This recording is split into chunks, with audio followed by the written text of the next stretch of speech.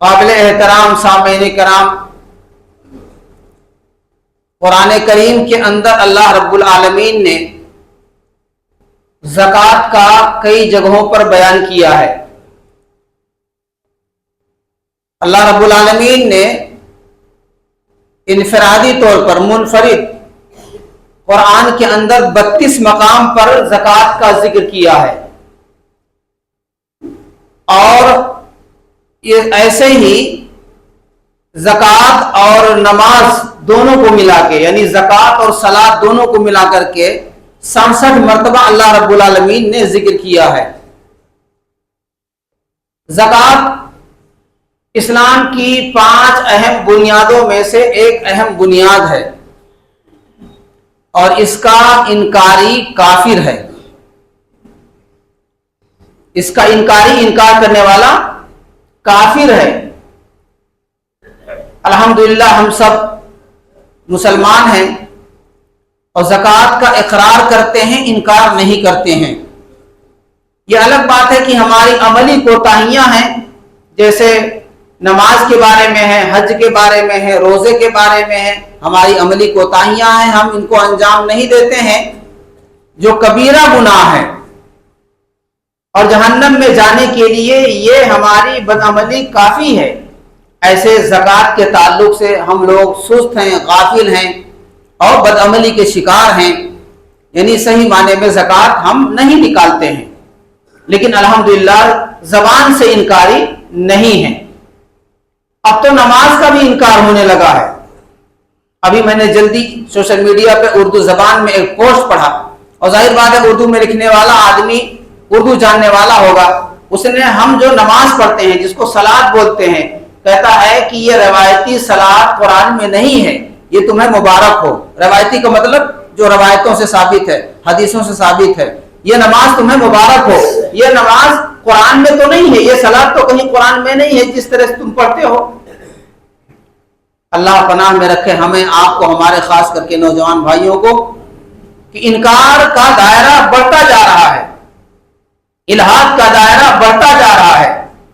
ابھی ایک بات یاد آئی، میں آپ کو ہوں، آئی وی آر آئی میں سائنٹسٹ ہیں، ڈاکٹر تنویر احمد نام ہے ان کا، وہاں آتے ہیں، ہو سکتا ہے وہ آج خطبے میں آئے ہوں۔ انہوں نے اپنے تجربے کی بات کہی کہ جو ہمارے آئی وی آر آئی میں اسٹوڈنٹ ہیں، طلبہ ہیں، پڑھتے ہیں، جن کو پڑھاتے ہیں، خاص کر کے جو ساؤتھ کے ہیں، کیرل وغیرہ کے، اکثر و بیشتر وہ ملحد ہیں۔ ہم خوش ہیں کہ ہمارے اسلام میں لوگ آ رہے ہیں، کلمہ پڑھ رہے ہیں، کچھ کم و بیش الحاد اتنی تیزی سے پھیل رہا ہے کہ وہ بھی برابر ہے، جتنے آ رہے ہیں تقریباً اتنے ہی جا رہے ہیں۔ الحاد روکنے کی ضرورت ہے، مرتد جو ہو رہے ہیں ہمارے بچے بچیاں، ان کو روکنے کی ضرورت ہے میرے بھائیوں۔ بہرحال یہ موضوع سے الگ بات ہے۔ تو میں یہ کہہ رہا تھا کہ الحمدللہ ہم مسلمان ہیں اور زکوٰۃ کے اقراری ہیں اور زکوٰۃ نکالتے ہیں، عملی طور پر کوتاہیاں ہیں۔ اللہ تعالیٰ سے دعا کرتے ہیں کہ اللہ تعالیٰ ہمیں مزید توفیق دے کہ ہم عملی طور پر بھی تمام بنیادوں پر، تمام اعمال حسنہ پر، صالحات جو شریعت نے بتائے ہیں ان پر عمل پیرا ہو سکیں۔ میرے بھائیوں اور دوستوں، زکوٰۃ کے بارے میں قرآن نے بتایا کہ زکوٰۃ صرف 8 لوگوں کے لیے ہے۔ اس جملے پہ غور کرنا، میں اردو ترجمے کتاب سے بتاتا ہوں جو عربی میں ہے، صرف 8 لوگوں کے لیے ہے۔ صرف پر غور کرنا، قرآن نے کہا انما الصدقات، صرف 8 لوگوں کے لیے ہے۔ وہ کون ہے؟ آیت کریمہ میں نے پہلے پڑھ دی ہے، آپ کو میں اس کا ترجمہ بتاتا ہوں۔ زکوٰۃ فقیروں کے لیے ہے، مسکینوں کے لیے ہے دوسرے نمبر پر، تیسرے نمبر پر عاملین کے لیے ہے، یعنی جو زکوٰۃ وصول کرنے پر مقرر کیے جاتے ہیں سرکاری طور پر، ان کے لیے ہے۔ چوتھے نمبر تالیف قلب کے لیے ہے، جن کے دلوں میں الفت ڈالنا مقصود ہو، یہ تالیف قلب ہے۔ 5ویں نمبر پر گردنیں چھڑانے کے لیے ہے، یعنی قیدی آزاد کرانے کے لیے ہے۔ 6 نمبر پر قرض داروں کے لیے ہے، یعنی ان کے قرض کو اتار دیا جائے زکوٰۃ کے ذریعے سے، اس کے لیے ہے۔ فی سبیل اللہ، یعنی جہاد فی سبیل اللہ کہیں ہو رہا ہے تو اس میں خرچ کیا جائے گا۔ 8ویں نمبر پر مسافروں کے لیے، یعنی مسافر گو کی مالدار ہی کیوں نہ ہو لیکن وہ حالت سفر میں ہے, اسے ضرورت پیش آ گئی ہے, اب اسے زکوٰۃ کی ضرورت ہے تو اسے زکوٰۃ دے سکتے ہیں, وہ لے سکتا ہے. یہ 8 مد 8 جگہیں شریعت نے بتائی ہیں کہ ان 8 جگہوں پر زکوٰۃ خرچ کیا جائے گا. اب یہ آپ کے ہمارے سوچنے کی بات ہے کہ یہ 8 جگہیں جو ہیں, ان 8 جگہوں پر ہم زکوٰۃ خرچ کرتے ہیں یا نہیں کرتے ہیں, یہ ہمیں غور کرنا چاہیے. اس پہ ہم تفصیل نہیں کریں گے کرتے یا نہیں کرتے ہیں. آگے کی بات ہم رکھتے ہیں آپ کے سامنے. زکوٰۃ کے بارے میں سورہ توبہ ہی کے اندر ایک دوسری آیت ہے, گو کہ مفسرین نے اس کا عام مفہوم بھی لیا ہے, عام صدقہ لیا ہے, لیکن زکوٰۃ کے تعلق سے بھی آیت کریمہ ہے. خذ من اموالہم صدقہ تطہرہم وتزکیہم بہا وصلی علیہم ان صلاتک سکن لہم واللہ واسع علیم. سورہ توبہ کی 103 نمبر کی آیت ہے. اس کا مفہوم کیا ہے؟ اللہ تعالیٰ نے پیارے پیغمبر صلی اللہ علیہ وسلم کو حکم دیا کہ آپ ان سے زکوٰۃ لے لیں, آپ ان کا صدقہ قبول کر لیں, آپ ان کو پاک صاف کر دیں, ظاہری طور پر ان کو پاک صاف کر دیں, ان کا تزکیہ کر دیں. صدقہ لے لیں گے, ان کا مال پاک صاف ہو جائے گا, جسمانی اعتبار سے بھی ان کو پاک کریں, ان کے مال کو بھی پاک کریں. یہ اللہ تعالیٰ نے نبی اکرم صلی اللہ علیہ وسلم کو حکم دیا اور کہا وصلی علیہم, اور ان کے لیے دعا کریں. ان صلاتک سکن لہم, آپ کی دعا ان کے لیے باعث سکون ہے. اللہ رب العالمین خوب جاننے والا ہے اور خوب وسیع علم رکھنے والا ہے. اس آیت کریمہ کو آپ نے سنا, اتنی بات تو سمجھ میں آ گئی ہوگی کہ اللہ نے نبی صلی اللہ علیہ وسلم کو حکم دیا ہے کہ آپ ان کا صدقہ لے لیں, ان سے زکوٰۃ لے لیں. مطلب کیا کہ میں اپنا زکوٰۃ نکال کر کے آپ کو دے دوں, آپ اپنا زکوٰۃ نکال کسی اور کو دے دیں. اتنے لوگ بیٹھے ہیں, تمام لوگ اپنے اپنے زکوٰۃ نکالیں اور اپنی اپنی زکوٰۃ کو نکال کر کے اپنے اپنے ہاتھوں سے بانٹ دیں. اگر یہ مقصود قرآن کا ہوتا تو نبی پاک صلی اللہ علیہ وسلم کو یہ حکم ہوتا کہ آپ ان سے کہہ دیجئے کہ اپنی زکوٰۃ کو نکال کر کے یہ لوگوں میں جو ضرورت مند ہیں ان کو دے دیں. بات سمجھ میں کیا آئی کہ زکوٰۃ اجتماعی نظام چاہتا ہے اور زکوٰۃ اجتماعی نظام کے تحت ہی ہونا چاہیے. ایک امیر کے ہاتھ میں ہونا چاہیے, خلیفہ کے ہاتھ میں ہونا چاہیے, حکمراں کے ہاتھ میں ہونا چاہیے.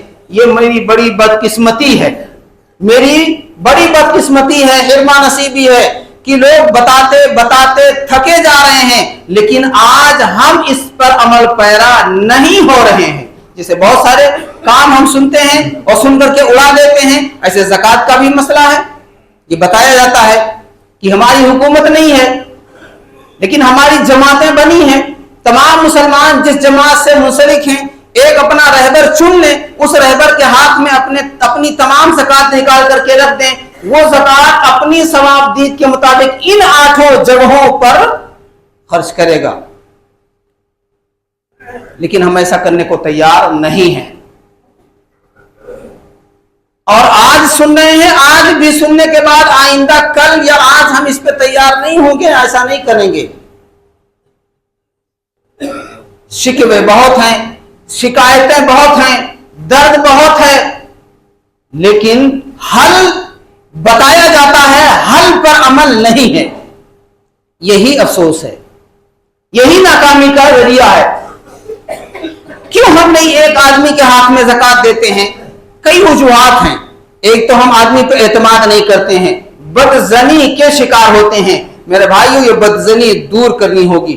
دوسرا کہ جس کو ہم اپنا قائد مان لیتے ہیں, اپنا بڑا مان لیتے ہیں, اغوا مان لیتے ہیں, زبانی طور پر تو مانتے ہیں, دلی طور پر, عملی طور پر ہم اسے اپنا اغوا نہیں مانتے ہیں. ہر بات میں ہم اس کے اختلاف کرنے کو تیار ہوتے ہیں اور یہ کہہ دیتے ہیں کہ ہم نہیں مانیں گے. اور تیسرے نمبر پر مال نکالتے ہیں نا, پیسہ نکالتے ہیں نا, یہ مال فتنہ ہے, آزمائش ہے. ہم اپنے ہاتھ سے جب کسی کو دیتے ہیں تو ہماری شان ہی کچھ اور ہوتی ہے.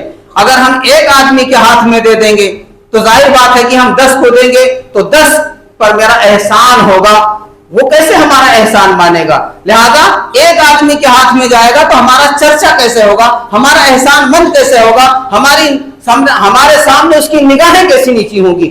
یہ ہماری سوچ ہے معاشرے کی۔ تو زکوٰۃ کا سسٹم جو ہے وہ اجتماعی ہے، اور زکوٰۃ کا سسٹم جو اجتماعی ہے اس کے برکات ہیں، خیرات ہیں، ثمرات ہیں، اس کے فائدے ہی فائدے ہیں۔ یہ ایک عبادت ہی نہیں ہے، اسلام کا ایک معاشی نظام ہے یہ، جو اللہ نے مسلمانوں کو دیا ہے کہ یہ آپ کی معیشت کا، آپ کے معاش کا ایک نظام ہے، یہ غربت کے خاتمے کا سبب ہے، یہ بیکار لوگوں کو کار پہ لانے کا، کار کا مطلب کام، کار پہ لانے کا ایک سبب ہے، بے گھروں کو گھر بنا کر دینے کا ایک سبب ہے، جو علاج معالجہ کر نہیں پاتے ہیں ان کے علاج معالجے کرنے کا ایک سبب ہے، یتیموں، بیواؤں، راڑوں، مسکینوں، فقیروں، لاچاروں، اپاہجوں، دبے کچلے لوگ جو ہیں معاشرے میں مسلم، ان کے صحیح معنی میں کفالت کرنے، بندوبست کرنے کا ایک اسلامک نظریہ اور ذریعہ ہے، عبادت ہی خالی نہیں ہے۔ جیسے ہم نے قرآن کو ایک عظیم کتاب مان لیا، الہامی کتاب مان لیا، اور ایمان عقیدے کی کتاب مان لیا، بس وہ ایک دستور ہے، ایک نظام ہے زندگی گزارنے کا، سیاست کا، عبادت کا، ریاضت کا، اسی طرح معیشت کا، معاشرت کا، جو آپ سوچ سکتے ہیں تمام چیزوں کی وہ کتاب ہے۔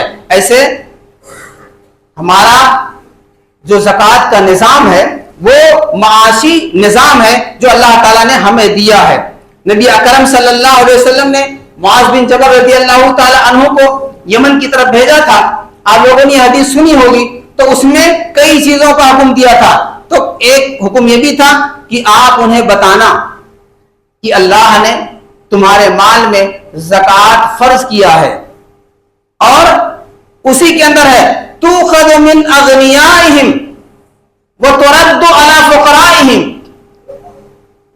معاذ بن جبل رضی اللہ تعالیٰ عنہ سے کہا کہ ان کو بتانا کہ تمہارے مالداروں سے زکوٰۃ لی جائے گی، اور تمہارے اندر جو غریب ہیں وہ زکوٰۃ انہی پہ لوٹا دی جائے گی۔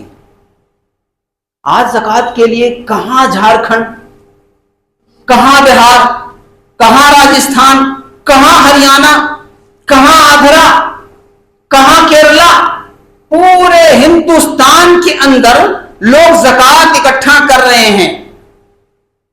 یہ ہماری ناکامی نہیں تو ہے کیا؟ ہماری ناکامی نہیں تو کیا ہے؟ یا کہہ لیجیے اسلامک جو نظام زکوٰۃ کا ہے، جو تصور ہے، اس کو ہم پیروں تلے اپنے آپ روند رہے ہیں، اس کا عملی انکار کر رہے ہیں۔ یہ نہیں ہے تو ہے کیا؟ حدیث تو یہ کہتی ہے کہ جہاں کے مالدار ہیں وہاں سے زکوٰۃ لی جائے گی اور انہی پہ لوٹا دی جائے گی۔ کہاں ایسا ہوتا ہے بھائی؟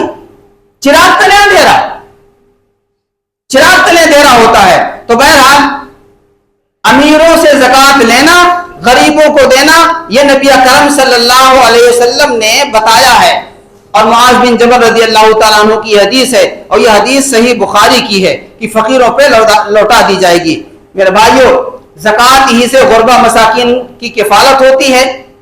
جو معاشی ناہمواری ہے، نا برابری ہے جو مال کی، یہ اس سے برابری ہوتی ہے یا کم ہوتی ہے؟ دولت چند ہاتھوں میں نہیں رہتی ہے، بلکہ دولت سرکولیٹ کرتی ہے، گھومتی ہے، اور بہت سارے لوگوں کے پاس پہنچتی ہے۔ زکوٰۃ نہ دینا یہ ایک دینی جرم ہے، ساتھ ہی ساتھ معاشی جرم ہے، معاشی جرم ہے۔ غریبوں کا، مسکینوں کا جن کا حق ہے، 8 لوگوں کو جو اللہ نے بتایا ہے، ان کا مال ہڑپ کر لینا اور کھا جانا ہے۔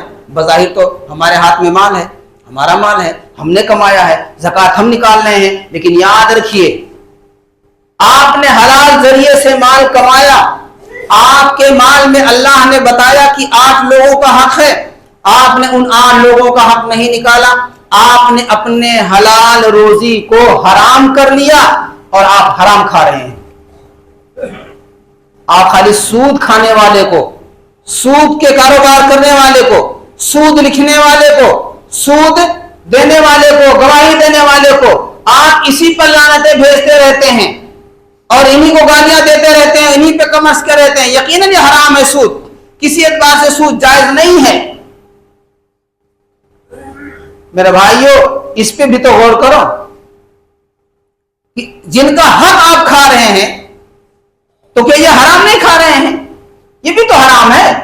ہمارے ہاں موٹے موٹے کچھ حرام کی چیزیں ہم جانتے ہیں، ہم ان کو حرام سمجھتے ہیں، باقی اور چیزوں کو حرام نہیں سمجھتے ہیں. تو نبی اکرم صلی اللہ علیہ وسلم نے زکوٰۃ کے اندر غربا مساکین کے حقوق رکھے ہیں، اور یہ ایک معاشی جرم کے ساتھ، دینی جرم کے ساتھ ساتھ معاشی جرم بھی ہے. اور یاد رکھیے جب زکوٰۃ نکالتے ہیں اس سے بھائی چارہ بڑھتا ہے، بغض، حسد، کینہ، کپٹ، جلن ایک دوسرے کے خلاف جو ہوتے ہیں وہ بھی کم ہوتے ہیں. کیوں؟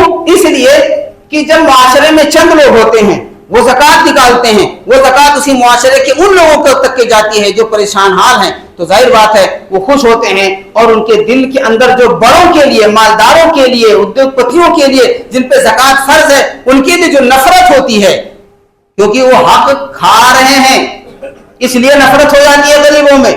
حق کھا رہے ہیں، نہیں دے رہے ہیں تو یہ دور ہوتی ہے، آٹومیٹک ختم ہو جاتی ہے. اللہ کی طرف سے رحمت نازل ہوتی ہے، سکون نازل ہوتا ہے. یہ زکوٰۃ جب ہم نکالیں گے تب ہوتا ہے. میرے بھائیو زکوٰۃ کے تعلق سے ہم بہت ہی سست اور کاہل ہیں اور بہت ہی زیادہ لاپرواہ ہیں. نبی اکرم صلی اللہ علیہ وسلم اپنے زمانے میں، خلفائے راشدین اپنے زمانے میں، اور خیر القرون کا جو زمانہ رہا ہے، آپ اگر سیرت کی کتابوں کو دیکھیں گے، حدیث کو اٹھا کر کے دیکھیں گے تو نبی اکرم صلی اللہ علیہ وسلم نے خود اپنے زمانے میں، صحابہ کرام نے اپنے اپنے زمانے میں زکوٰۃ وصول کرنے کے لیے لوگوں کو متعین کر رکھا تھا. نبی اکرم صلی اللہ علیہ وسلم کے زمانے میں سیرت کی کتابوں میں ملتا ہے کہ 12 سے زیادہ صحابہ کرام ایسے تھے کہ جن کو آپ نے زکوٰۃ وصول کرنے پر متعین کیا تھا. معاذ بن جبل انہی میں سے تھے، علی بن ابی طالب رضی اللہ تعالیٰ عنہ بھی تھے انہی میں سے جو زکوٰۃ وصول کرتے تھے، ابو موسیٰ اشعری رضی اللہ تعالیٰ عنہ تھے، ضحاک بن سفیان رضی اللہ تعالیٰ عنہ تھے، عدی بن ابی حاتم رضی اللہ تعالیٰ عنہ تھے. ایسے بہت سارے صحابہ کرام ہیں کہ جن کو نبی اکرم صلی اللہ علیہ وسلم نے مختلف علاقوں میں بھیجا تھا کہ یہاں کے زکوٰۃ اکٹھا کرو، اکٹھا کرنے کے بعد بیت المال میں اکٹھا کرو، اور بیت المال سے ہی ضرورت مندوں کی جو 8 ضرورتیں ہیں وہ پوری ہوتی تھی. آج ہم کہاں کر رہے ہیں؟ اپنے ہاتھوں سے بانٹ رہے ہیں. زکوٰۃ کے فرضیت کا مقصد غربت کا خاتمہ، لیکن ہم اپنے ہاتھوں سے بانٹ رہے ہیں. غربت ختم نہیں ہو رہی ہے، غربت ختم نہیں ہو رہی ہے بلکہ غربت بڑھتی جا رہی ہے. آپ کہیں گے میں نکال رہا ہوں، آپ نکال رہے ہیں، بہت سارے لوگ نکال رہے ہیں الحمدللہ، ٹھیک ٹھیک نکال رہے ہیں، تبھی تو نہیں ختم ہو رہی ہے.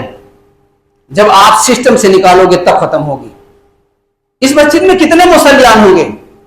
400 ہوں گے ہمارے خیال، نیچے اوپر ملا کر کے 450 مان لیجئے، مرد عورت ملا کر کے. 450 کی بات نہیں کرتا، 400 کی بات نہیں کرتا، 300 کی بات نہیں کرتا، میں 100 کی بات نہیں کرتا، 50 کی بات کرتا ہوں. کیا اس مسجد کے اندر اتنے لوگ ہم لوگ بیٹھے ہیں، ہم میں سے کیا 50 افراد ایسے نہیں ہیں کہ ایک اندازے کے مطابق اگر نکالیں تو 1 لاکھ ایک آدمی پہ زکوٰۃ سال میں فرض ہو جائے گا، نصاب کو پہنچے گا، مان 1 لاکھ ایک آدمی پہ فرض ہو جائے گا. کیا 50 لوگ اس مسجد کے اندر اتنے ہیں کہ نہیں ہیں؟ یقیناً ہوں گے. یہ میرا حسن ظن ہے 50 لوگ ایسے ضرور ہوں گے. 50 لوگ کا مطلب 50 لاکھ ہو گیا. 50 لاکھ ہو گیا کہ نہیں ہو گیا؟ 50 لاکھ اگر ایک سال میں آپ نے اکٹھا کر لیا اور آپ نے چند بے گھر لوگوں کو سستے علاقے دے کر کے، زمین لے کر کے 40-40 گز 50-50 گھر دے دیں تو کیا 7-8 لوگوں جو بے گھر ہیں وہ گھر والے نہیں ہو جائیں گے؟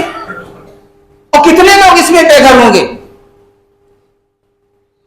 50 لوگوں کی ایک سال کی زکوٰۃ کا یہ عالم ہے. کتنے لوگ مقروض ہوں گے؟ سب تو نہیں ہوں گے نا، سب تو بیمار نہیں ہوں گے نا، سب تو مسافر نہیں ہوں گے نا، سب تو مقروض نہیں ہوں گے نا. 20 ہزار روپے کے لیے لوگوں نے 20 ہزار کے سونے سونار کے ہاں سود پہ رکھا، اور وہ بڑھ کے 30 ہزار ہو گیا، اور وہ 20 ہزار روپیہ وہ چکا آج بھی نہیں پائے ہیں۔ یہ ہماری آپ کی حالت ہے، یہ ہماری آپ کی حالت ہے۔ ہم سود پہ لعنت بھیجتے ہیں نا میرے بھائیوں، زنا کی مذمت کرو، سود کی مذمت کرو، سود خور کی مذمت کرو، یہ تمام چیزیں کرو، آپ اس کا متبادل کیا دے رہے ہو، وکلپ کیا دے رہے ہو؟ آپ کیا کر رہے ہو؟ ہم کیا کر رہے ہیں؟ کچھ کر رہے ہیں نا۔ یہ سود کی بڑھوتری، ہر گھر میں سود گھسا ہوا ہے۔ یہ نوجوانوں کے ہاتھوں میں جو ملٹی میڈیا موبائل دیکھتے ہو، یہ جو ہر بچے کو فراٹے دار بھرتے ہوئے، رفتار بھرتے ہوئے گاڑیاں دیکھتے ہو، یہ بہترین موبائل، بہترین گاڑیاں، یہ سب قسطوں پہ سود پہ نوجوان لا رہے ہیں، ہمارے گھروں میں آ رہا ہے۔ یہ دنیا کی چکا چوندھ ہے۔ اس چکا چوندھ سے بچانے کے لیے ہم مذمت ہی خالی کر دیں، یہ کافی نہیں ہوگا۔ رونے لگے، یہ کافی نہیں ہوگا۔ شکوہ شکایت پہ آ جائیں، یہ کافی نہیں ہوگا۔ اپنے دکھ درد کو بیان کرنے، یہ کافی نہیں ہوگا۔ بیٹھ کر کے لاہے عمل بنانا پڑے گا، اور بنائے گا کون؟ ہم آپ بنائیں گے۔ اس مسجد کے اندر 3 مرتبہ سسٹم بنا زکوٰۃ کا، اجتماعی زکوٰۃ کا نظام، اور تینوں مرتبہ ٹوٹ گیا۔ آپ میں سے بہت سارے لوگوں کو معلوم ہے کیوں ٹوٹ گیا۔ ہم پہ اعتماد نہیں آپ کو، آپ پہ اعتماد نہیں آپ پر اعتماد نہیں ہم کو۔ ہم اپنا مال آپ کے ہاتھ میں نہیں دینا چاہتے، آپ اپنا مال ہمارے ہاتھ میں نہیں دینا چاہتے۔ ہم آپ کو بڑا ماننا نہیں چاہتے، آپ ہمیں بڑا ماننا نہیں چاہتے،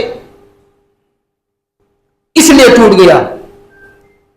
کئی بار اعلان ہوا کہ بیٹھو سب مسجد کے اندر، کتنے مرد ہیں، بیٹھو، نماز کے بعد بیٹھو، لاہے عمل کرو۔ ہر آدمی کرتا جھاڑ کر کے چل دیتا ہے، شکوہ کرنے میں آگے ہے۔ یہی میری باتیں ہوتی ہیں تو لوگ کہتے ہیں آپ سخت بولتے ہیں۔ یہ میرے ایمان کی کیفیت ہے، یہ میرے جذبات ہیں، یہ حقیقت ہے۔ کون لاہے عمل بنائے گا؟ کون پلاننگ کرے گا؟ ایک آدمی کرے گا، 2 کریں گے۔ کسی کا علم ہوتا ہے، کسی کی دعائیں ہوتی ہیں، کسی کا وقت ہوتا ہے، کسی کا پیسہ ہوتا ہے، کسی کا ساتھ ہوتا ہے، مل کر کے مٹھی بنتی ہے تو طاقتور بنتی ہے۔ پھر اس کو کھولنا مشکل ہوتا ہے۔ ایک ایک اگر انگلیاں آدمی آرام سے توڑتا چلا جائے گا، ایک آدمی کے بس کی بات نہیں ہے۔ یہ سود جو بڑھ رہا ہے، ہمارے گھروں میں گھس رہا ہے، نوجوان اس کی طرف جا رہے ہیں، اس کو روکنے کا بہت سارے اپائے اور اسباب تو ہو سکتے ہیں۔ ایک سبب اجتماعی زکوٰۃ کا سسٹم بھی ہے۔ ہم نے کہاں بنایا؟ نہ بنانے کو تیار ہیں، نہ کرنے کو تیار ہیں۔ اللہ تعالی ہمیں آپ کو ہدایت عطا فرمائے۔ تو میرے بھائیوں، میں یہ کہہ رہا تھا کہ نبی اکرم صلی اللہ علیہ وسلم کے زمانے میں، صحابہ کرام کے زمانے میں ایسا ہوتا تھا کہ صحابہ کرام زکوٰۃ اصولتے تھے اور اصول کر کے بیت المال میں جمع کرتے تھے۔ اس کی برکت نبی صلی اللہ علیہ وسلم کے زمانے ہی میں شروع ہوئی۔ مہاجر لٹے پٹے مدینے آئے تھے، غربت کا عالم تھا۔ ہم غربت کے واقعات سنتے ہیں، اور یقیناً صحابہ کرام غریب تھے، مفلس تھے، پریشان حال تھے، لیکن ہم جس طرح سے غربت کا سیرت نبوی کے حوالے سے بیان کرتے ہیں، وہی خالی ایک پہلو نہیں ہے۔ وہ غریب کیوں تھے، کئی پہلو اس کے ہیں، لیکن وہ غربت کو ہم نہیں بیان کریں گے، وہ بات دوسری طرف چلی جائے گی۔ لیکن آپ دیکھیں غربت دھیرے دھیرے ختم ہوتی گئی، اور ایک وقت آیا کہ مسلمانوں کے پاس دولت کی ریل پیل ہو گئی۔ نبی اکرم صلی اللہ علیہ وسلم کی وہ حدیث آپ نے سنی ہے کہ نہیں سنی ہے کہ کوئی جنازہ لایا جاتا، آپ پوچھتے کہ مقروض ہے، بتایا جاتا ہاں مقروض ہے، آپ کہتے آپ لوگ اس کا جنازہ پڑھو، ہم نہیں پڑھیں گے۔ نہ آپ پڑھاتے تھے نہ پڑھتے تھے مقروض کا۔ لیکن حدیثی میں یہ بھی ہے کہ ایک وقت آیا، آپ پوچھتے یہ مقروض ہے، ہاں مقروض ہے، آپ اس کا قرض نہ کرتے اور پھر آپ نماز جنازہ پڑھاتے۔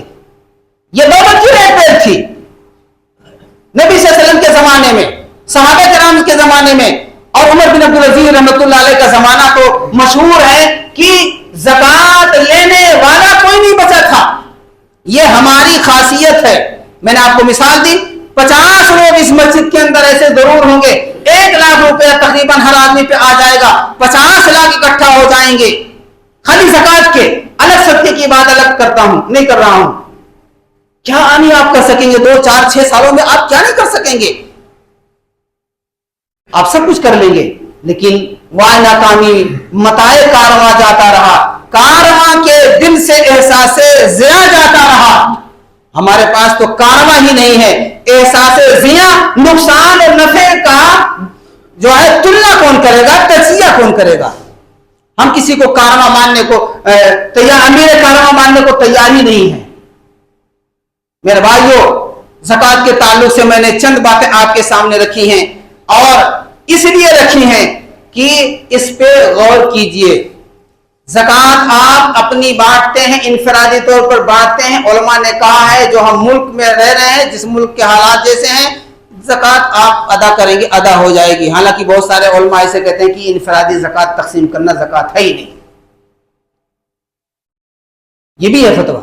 लेकिन हम इसी पे मानते हैं, इसी को मानते हैं कि हम मुल्क में हैं और हमारे यहाँ इस्लामी निज़ाम नहीं, हमारे यहाँ सिस्टम कुछ दूसरा है, लिहाजा हम इनफरादी बांटे तो चलो ठीक है, चल जाएगा। लेकिन क्या आपको हमारी गवर्नमेंट इस मस्जिद के मुसल्लियान को, जितने लोग हैं, हम खाली एक मोहल्ले की बात नहीं कर रहे हैं, पूरे खुतबे में याद रखिएगा, एक मोहल्ले की बात नहीं की है, पूरे शहर से इस खुतबे में आते हैं, सब की बात कर रहे हैं। क्या एक आदमी को अगुआ बना करके और उसके हाथ में रखना, और 8 जो मद हैं, 8 मद, एक मतलब और खुतबा खत्म करने से पहले आपको सुना दूं, फकीर दरवाजे दरवाजे जो मांगता है, फकीर मिस्कीन, वो मांगता नहीं है, जरूरतमंद है उसे, लेकिन मांगता नहीं है, यानी कमाता है, खाता है, लेकिन कोई परेशानी आ गई, अब वो परेशानी हल उससे नहीं हो रही है, वो भी ज़कात का मुस्तहिक है।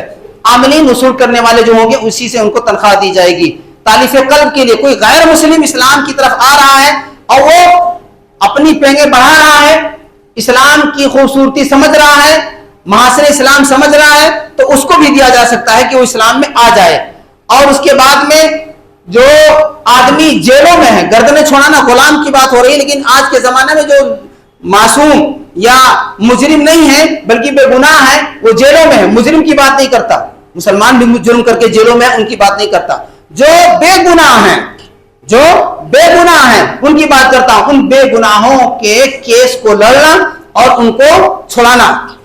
और कर्जदार जो हैं, कर्ज नहीं चुका पाते हैं, जायज कर्जा लिया है, जायज कर्जा, सूद क्या नहीं, काम बढ़ाने के लिए, मकान बनाने के लिए, जेवर खरीदने के लिए, गाड़ी लेने के लिए, बंगला लेने के लिए, ऐसे नहीं, जरूरत जो जायज जरूरत है उसके लिए कर्जा लिया है। ऐसे कर्जदारों के कर्ज उतारने के लिए, जिहाद फी सबीलिल्लाह के लिए, जिहाद फी सबीलिल्लाह कहीं नहीं इस वक्त। मैंने बहुत पहले कहा था, बहुत सारे लोगों को इतराज भी था, अब भी मैं कहता हूं, अभी कहीं फी सबीलिल्लाह जिहाद नहीं है।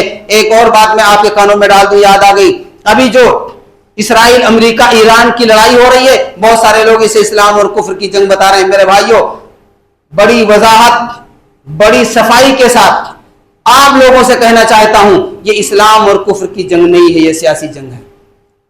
होश के नाखून ले लें, ये इस्लाम कुफ्र की जंग नहीं है। इस वक्त दुनिया में कहीं जिहाद नहीं हो रहा है। और फिर मुसाफिरों के लिए ये 8 मद हैं, इन 8 मद में कौन खर्च करेगा? आपका अमीर करेगा। आपकी जिसको रगुआ मान ले, जिसको बनाना चाहे बना ले, आप उसको दें और वो खर्च करेगा। ये करेंगे तब इसके बरकत, खैरात, समरात आपको नजर आएंगे। गुर्बत आपके इस मस्जिद में जितने लोग हैं बैठे, सबको नजर आएगी कि फला साहब के पास, अब्दुल्ला के पास घर नहीं था, घर हो गया, मोहम्मद के पास काम नहीं था, काम हो गया, वो फला साहब बीमार थे, इतने पैसे की थी, अल्हम्दुलिल्लाह शिफायाब हो गए, उनका बिल अदा कर दिया गया, वो फला आदमी जेल में था, उसको इतना पैसा दे करके छोड़ा दिया गया। तब आपको दिखेगा आप बांट रहे हो, किसी को मिल रहा है, किसी को नहीं मिल रहा है, कोई इसमें फराड आ रहा है, कोई सच आ रहा है, कोई झूठ आ रहा है, कोई कुछ आ रहा है, कोई कुछ आ रहा है, तरह तरह के लोग आ रहे हैं। तो ज़कात का इज्तिमाई सिस्टम होगा तब उसके बरकत नजर आएंगे। अगर ज़कात का इज्तिमाई सिस्टम नहीं बनाएंगे तो जो परेशानी अब है ऐसे ही रहेगी, इससे बढ़ती जाएगी, ये खत्म नहीं हो सकती है। अल्लाह ताला से दुआ है कि अल्लाह ताला हमको, आपको, तमाम मुसलमानों को एक और एक बनाए, हमारे गुनाहों को माफ फरमाए। हमारे बहुत सारे भाई बीमार हैं, आप दुआ करें अल्लाह ताला उनको शिफायाबी अता फरमाए। दुआ करें इस माह मुबारक के अंदर अल्लाह रब्बुल आलमीन, बहुत सारे भाइयों को औलाद नहीं है, उनको अल्लाह रब्बुल आलमीन नेक साले औलाद अता फरमाए। अल्लाह रब्बुल आलमीन बहुत सारे مقروض ہیں، اللہ تعالیٰ ان کو قرض کی ادائیگی کی توفیق عطا فرمائے۔ اللہ رب العالمین ہم کو، آپ کو، تمام لوگوں کو صحت عافیت کے ساتھ پورا رمضان کرنے کی اور عید الفطر منانے کی توفیق عطا فرمائے۔ وآخر دعوانا ان الحمدللہ رب العالمین۔ السلام علیکم ورحمۃ اللہ وبرکاتہ۔